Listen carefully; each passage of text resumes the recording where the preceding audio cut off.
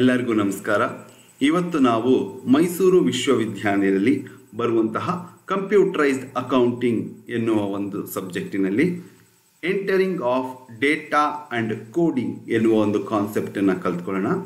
ಏನಿದು entering of data and coding? Entering of data or entering data. A data item, data element is the smallest named unit of data in the information system. ಯಾವಾಗ ಒಬ್ಬ ವ್ಯಕ್ತಿ ತನ್ನ ಅಕೌಂಟ್ಸನ್ನು computerised ಮಾಡಬೇಕು ಅಂತ ಅಂದ್ಕೊಳ್ತಾನೆ, ಆವಾಗ computerised ಸಿಸ್ಟಮಲ್ಲಿ ಅಕೌಂಟ್ಸ್ನ ಮಾಡಬೇಕಾದ್ರೆ ಪ್ರತಿಯೊಂದು ಇನ್ಫಾರ್ಮೇಷನ್ನು ನಾವು ಡೇಟಾ ಅಂತ ಕರಿತೀವಿ. ಡೇಟಾ ಫೀಡ್ ಮಾಡೋದ್ರ ಮೂಲಕ ಅಕೌಂಟ್ಸ್ಗಳನ್ನು ಮಾಡ್ತೀವಿ.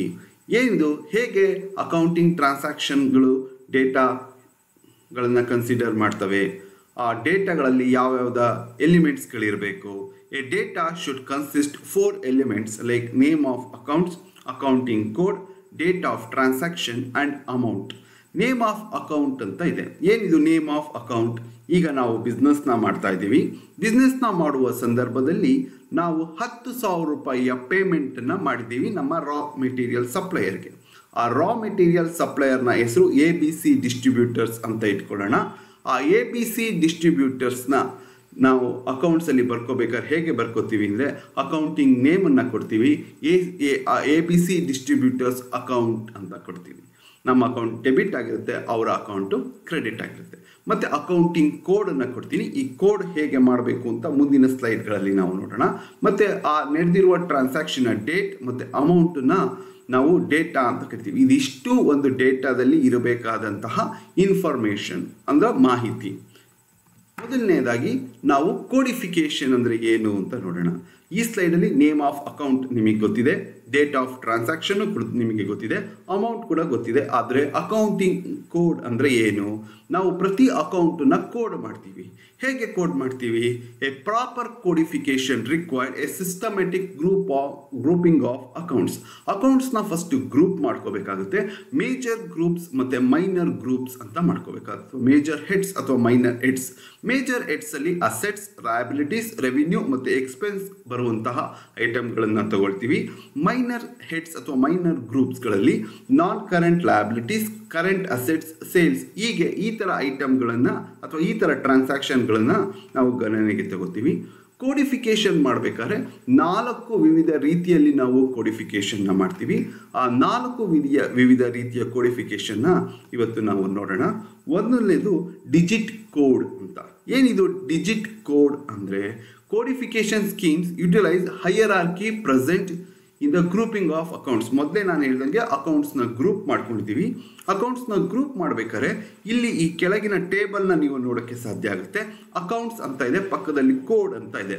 Equity and liability. Equity and ಲಯಬಿಲಿಟಿಗೆ ನಾವು ಏನಂತ ಕೋಡ್ ಮಾಡಿದ್ದೀವಿ? 1 ಅಂತ ಕೋಡ್ ಮಾಡಿದ್ದೀವಿ. ಅಸೆಟ್ಸಿಗೆ ಏನಂತ ಕೋಡ್ ಮಾಡಿದ್ದೀವಿ? 2 ಅಂತ ಕೋಡ್ ಮಾಡಿದ್ದೀವಿ. ರೆವಿನ್ಯೂಸಿಗೆ ಏನಂತ ಕೋಡ್ ಮಾಡಿದ್ದೀವಿ? 3 ಅಂತ ಕೋಡ್ ಮಾಡಿದ್ದೀವಿ.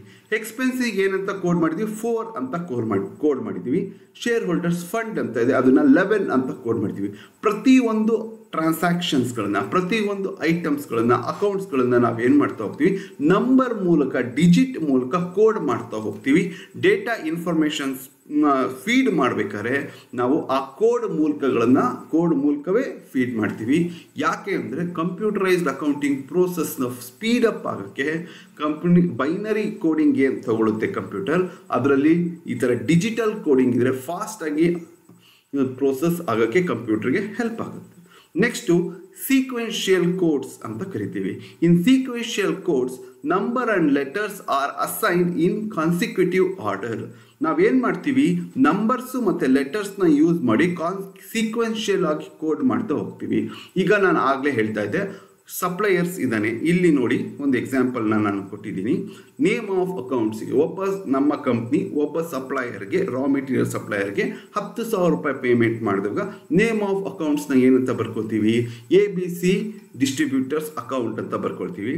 ಹಾಗೆ ಕೋಡಿಫಿಕೇಶನ್ ಮಾಡಬೇಕಾದ್ರೆ ಸೀಕ್ವೆನ್ಷಿಯಲ್ ಕೋಡ್ ಮಾಡಿರ್ತೀವಿ ಆ ಕಂಪನಿಯ ಅಕೌಂಟ್ಸ್ನ. ಹೇಗೆ ಸೀಕ್ವೆನ್ಷಿಯಲ್ ಕೋಡ್ಸ್ನ ಮಾಡ್ತೀವಿ ಅಂದರೆ, ಅಕೌಂಟ್ಸ್ XYZ ಲಿಮಿಟೆಡ್ ಕೋಡ್ ನೋಡಿ CL001, PNB ಲಿಮಿಟೆಡ್ ಕೋಡ್ನ ನೋಡಿ CL002.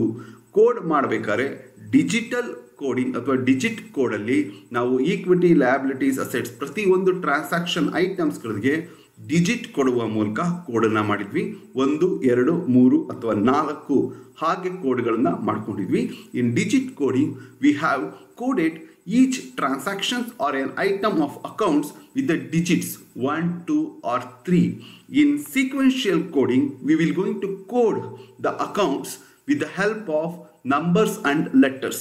Sequential coding alli numbers, letters, we will going to use both numbers and letters in sequential coding. Sequential coding alli numbers ಮತ್ತೆ letters ಎರಡನ್ನೂ ಕೂಡ ನಾವು use ಮಾಡಿ ಅದನ್ನ code ಮಾಡ್ತೀವಿ. ಇಲ್ಲಿ ಕೋಡ್ ಮಾಡಿರೋದು XYZ limited CL001, PNB limited CL002. ಇದನ್ನು ನಾವು ಈ ರೀತಿ ಕೋಡ್ ಮಾಡುವ ಸಿಸ್ಟಮ್ಗೆ ನಾವೇನಂತ ಕರಿತೀವಿ, ಸೀಕ್ವೆನ್ಷಿಯಲ್ ಕೋಡಿಂಗ್ ಅಂತ ಕರಿತೀವಿ.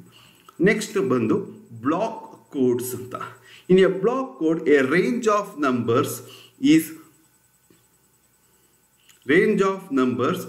partitioned into a desired number of sub-range and each sub-range is allotted to a specific group. ನಾವು ಏನು ಮಾಡ್ಬಿಡ್ತೀವಿ, ಕೋಡಿಂಗ್ ಮಾಡುವಂತಹ ಸಂದರ್ಭದಲ್ಲಿ ಒಂದು ಸೀಕ್ವೆನ್ಷಿಯಲ್ ನಂಬರ್ ಚೈನ್ ಅಥವಾ ನಂಬರ್ ಅರೇಂಜ್ಮೆಂಟ್ಗಳನ್ನು ನಾವು ಮಾಡ್ಕೊಂಡಿರ್ತೀವಿ. ಪಾರ್ಟಿಷನ್ನ ಮಾಡ್ಕೊತೀವಿ. ಹೇಗೆ ಕೋಡ್ ಮಾಡಿದ್ದೀವಿ ಅಂತ ನೋಡ್ಕೊಳ್ಳಿ. ನಮ್ಮ ಬಿಸ್ನೆಸ್ ನಟ್ ಆ್ಯಂಡ್ ಬೋಲ್ಟ್, ಯಾವುದೋ ಒಂದು ನಮ್ಮ ಹಾರ್ಡ್ವೇರ್ ಬಿಸ್ನೆಸ್ನ ಮಾಡ್ತಾ ಇದ್ದೀವಿ ಅನ್ನೋದಾದರೆ ಸ್ಮಾಲ್ ನಟ್ಸ್ ಆ್ಯಂಡ್ ಬೋಲ್ಟ್ಸ್ ಅಂತ ಇದೆ. ಈ small nuts and bolts codification ಮಾಡ್ಬೇಕಾದ್ರೆ ಸ್ಮಾಲ್ ನಟ್ಸ್ ಬೇರೆ ಬೇರೆ ರೀತಿಯ ಸ್ಮಾಲ್ ನಟ್ಸ್ ಆ್ಯಂಡ್ ಬೋಲ್ಟ್ಸ್ ಇರುತ್ತೆ. ಅದನ್ನು 100 ಇಂದ 99 ತನಕ ನಾವೇನು ಮಾಡ್ಕೊತೀವಿ, ಸೀಕ್ವೆನ್ಷಿಯಲ್ ಕೋಡಿಂಗ್ ಮಾಡಿಸ್ತೀವಿ. ಸ್ಮಾಲ್ ನಟ್ಸಲ್ಲೇ ಬೇರೆ ಬೇರೆ ರೀತಿಯ ಸ್ಮಾಲ್ ನಟ್ಸ್ಗಳಿರುತ್ತೆ. ಅದಕ್ಕೆ 100, 101, 102, 103 ಅಂದರೆ ಎಲ್ಲ ಸ್ಮಾಲ್ ನಟ್ಸ್ ಆ್ಯಂಡ್ ಬೋಲ್ಟ್ಸ್ 100 ಇಂದ 199 ಒಳಗೆ ಸೀಕ್ವೆನ್ಷಿಯಲ್ ಆಗಿ ಕೋಡ್ ಆಗಿದೆ ಅಂತ ಅರ್ಥ. ಮೀಡಿಯಂ ನಟ್ಸ್ ಅಂಡ್ ಬೋಲ್ಟ್ಸ್ ಅದನ್ನು ನಾವು 200 ಇಂದ 299 ತನಕ ಒಂದು ಸೀಕ್ವೆನ್ಷಿಯಲ್ ಕೋಡಿಂಗ್ನ ಮಾಡ್ಕೊಂಡಿದ್ದೀವಿ ಅಂತ. ಲಾರ್ಜ್ ನಟ್ಸ್ ಅಂಡ್ ಬೋಲ್ಟ್ಸ್ ಅಂದರೆ 300 ಇಂದ 399 ತನಕ ಸೀಕ್ವೆನ್ಷಿಯಲ್ ಆಗಿ ಲಾರ್ಜ್ ನಟ್ ಅಂಡ್ ಬೋಲ್ಟ್ಸ್ನ ಕೋಡಿಂಗ್ ಮಾಡ್ಕೊಂಡಿದ್ದೀವಿ ಅಂತ. ಆ ಬೋರ್ಡ್ ಅವನ್ನ ಎಂಟರ್ ಮಾಡುವಂಥ ಸಂದರ್ಭದಲ್ಲಿ ಏನು ಪರ್ಚೇಸ್ ಮಾಡಿದ್ದೀವಿ ಅಂತ ಎಂಟರ್ ಮಾಡಿದಾಗ ಐಟಮ್ ಲಿಸ್ಟ್ಗಳಲ್ಲಿ ನೀವು ಎಂಟರ್ ಮಾಡಬೇಕಾದ್ರೆ ಪ್ರತಿಯೊಂದು ಟ್ರಾನ್ಸಾಕ್ಷನ್ನ ಕೋಡಿಂಗ್ ಮಾಡಿರ್ತೀರಾ. 300, 301, 302, 300 ಅದರ ಅರ್ಥ 301 ಇಂದ ಸ್ಟಾರ್ಟ್ ಆಗಿ 399ಗೆ ಮುಗಿತಾ ಇದ್ರೆ ಲಾರ್ಜ್ ನಟ್ ಅಂಡ್ ಬೋಲ್ಟ್ಸ್ ಅಂತ. 200 ಇಂದ ಸ್ಟಾರ್ಟ್ ಆಗಿ 299ಗೆ ಮುಗಿತಾ ಇದೆ ಅಂದರೆ ಮೀಡಿಯಂ ನಟ್ಸ್ ಅಂಡ್ ಬೋಲ್ಟ್ಸ್ ಅಂತ. 100 ಇಂದ 199ಗೆ ಮುಗಿತಾ ಇದೆ ಅಂದರೆ ಇದು ಸ್ಮಾಲ್ ನಟ್ಸ್ ಅಂಡ್ ಬೋಲ್ಟ್ಸ್. ಈ ಥರದ ಕೋಡಿಂಗನ್ನು ನಾವೇನಂತ ಕರಿತೀವಿ, ಬ್ಲಾಕ್ ಕೋಡ್ಸ್ ಅಂತ ಕರಿತೀವಿ. ಇದು ಇನ್ಕ್ರೀಸಿಂಗ್ ಕಾನ್ಸಿಕ್ಯೂಟಿವ್ ಆರ್ಡರ್ಸಲ್ಲಿ ನಾವು ಮಾಡ್ಕೊಂಡಿರ್ತೀವಿ. ಒಂದು ಕೊನೆಯದಾಗಿ 4ನೇ ರೀತಿಯ ಕೋಡಿಂಗ್ ಅಂದರೆ ಮೆನಮೋನಿಕ್ codes anta. A mnemonic codes consist of alphabets or abbreviation as a symbol to codify a piece of information. ಈಗ ಸೇಲ್ಸ್ ಜರ್ನಲ್ಸ್ ಅಂತ ಇರುತ್ತೆ, SU ಅಂತ ಮಾಡ್ಕೊಂಡಿರ್ತಾರೆ, ಅಥವಾ ಹೆಡ್ ಕ್ವಾರ್ಟರ್ಸ್ ಅಂತ ಇರುತ್ತೆ, ಅದಕ್ಕೆ HQ ಅಂತ ಮಾಡ್ಕೊಂತಾರೆ. ಅದು ಎಕ್ಸಾಂಪಲ್ಸ್ ಆಫ್ ಮೆನಮೋನಿಕ್ ಕೋಡ್ಸ್.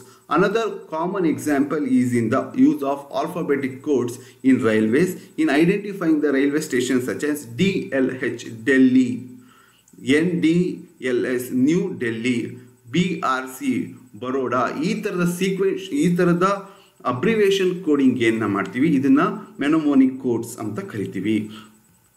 ಇನ್ನೊಂದ್ಸತಿ ಕ್ವಿಕ್ ರೀಕ್ಯಾಪ್ ಮಾಡಿಬಿಡೋಣ. ನಾವು entering of data and coding. Data enter ಮಾಡಬೇಕಾದ್ರೆ ನಾವು ಪ್ರತಿಯೊಂದು ಡೇಟಾದಲ್ಲಿ 4 ಎಲಿಮೆಂಟ್ಸ್ ಅಂದರೆ ಯಾವ್ಯಾವ ಎಲಿಮೆಂಟ್ಸ್ ಇರಬೇಕು ಅಂದರೆ ನೇಮ್ ಆಫ್ ಅಕೌಂಟ್ಸ್ ಇರಬೇಕು, ಪ್ರತಿ ಅಕೌಂಟಿಗೆ ಕೋಡ್ ಆಗಿರಬೇಕು, ಮತ್ತು ಆ ಟ್ರಾನ್ಸಾಕ್ಷನ್ನ ಡೇಟ್ ಮತ್ತು ಅಮೌಂಟ್ ಇರಬೇಕಾಗುತ್ತೆ. ನೆಕ್ಸ್ಟ್ ನಾವು ಕೋಡ್ ಮಾಡ್ತಾ ಹೋಗ್ತೀವಿ. ಕೋಡ್ ಮಾಡೋ ರೀತಿಯಲ್ಲಿ ಡಿಜಿಟ್ ಕೋಡಿಂಗ್ ಅಂತ ಇದೆ. ಡಿಜಿಟ್ ಕೋಡಿಂಗಲ್ಲಿ ಪ್ರತಿಯೊಂದು ಅಕೌಂಟ್ಸ್ಗೆ ಮತ್ತು ಎಲಿಮೆಂಟ್ಸ್ ಅಥವಾ ಐಟಮ್ಸ್ ಮತ್ತು ಫಂಕ್ಷನ್ಸ್ಗಳಿಗೆ ನಾವು ಡಿಜಿಟನ್ನ ಕೋಡ್ ಮಾಡ್ತಾ ಹೋಗ್ತೀವಿ. ಸೀಕ್ವೆನ್ಷಿಯಲ್ ಕೋಡಿಂಗಲ್ಲಿ ಡಿಜಿಟ್ಸ್ ಮತ್ತು ನಾವು ಲೆಟರ್ಸ್, ನಂಬರ್ಸ್ ಮತ್ತು ಲೆಟರ್ಸ್ನ ಯೂಸ್ ಮಾಡಿ ಕೋಡ್ ಮಾಡ್ತೀವಿ. ಬ್ಲಾಕ್ ಕೋಡ್ಸಲ್ಲಿ ಪಾರ್ಟಿಷನ್ ನಂಬರ್ಸ್ಗಳನ್ನು ಯೂಸ್ ಮಾಡ್ತೀವಿ, ಅಂದರೆ ಒಂದು ಕಾನ್ಸಿಕ್ಯೂಟಿವ್ ಇನ್ಕ್ರೀಸಿಂಗ್ ಆರ್ಡರ್ ಇರುವಂತಹ ನಂಬರ್ಸ್ 100 to 119 ಈ ಥರ ಕೋಡ್ ಮಾಡ್ತೀವಿ. ಮೆನಮೋನಿಕ್ ಕೋಡ್ಸಲ್ಲಿ ನಾವು ಸೇಲ್ಸ್ ಜರ್ನಲ್ಸ್ ಅಂದರೆ ಅಬ್ರಿವೇಷನ್ಸ್ಗಳನ್ನು ಯೂಸ್ ಮಾಡ್ತೀವಿ. ಹೆಡ್ ಕ್ವಾರ್ಟರ್ಸ್ ಅಂದರೆ HQ.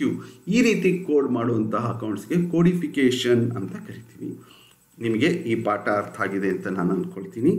ಇನ್ನೊಂದು ಸಲ ಕೋಡಿಫಿಕೇಷನ್ ಅಂದರೆ ಏನು ಅಂತ ನೀವು ಟೆಕ್ಸ್ಟ್ ಬುಕ್ಗಳಲ್ಲಿ ಓದಿದ್ರೆ ನಿಮಗೆ ತುಂಬ ಚೆನ್ನಾಗಿ ಅರ್ಥ ಆಗುತ್ತೆ.